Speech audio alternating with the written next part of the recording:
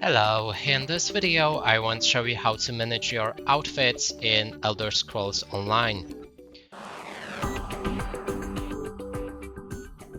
And to do this, first you will need to find the outfit station, which should be located in basically all of the cities, and it's usually next to the tailor.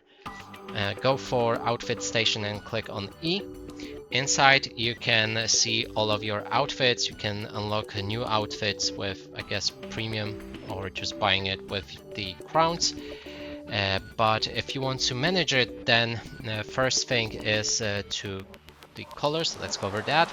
You'll need to unlock different dyes, and that way you'll be able to color your, for example, helmets, chests, and etc.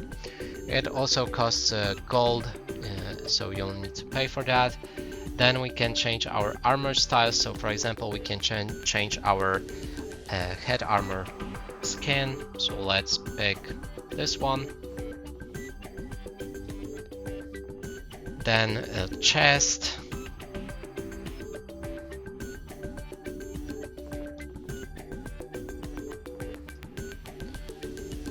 And when you're ready to apply it, you can click on apply changes. You can see the amount you will pay right here, and that way you'll be able to change your skin.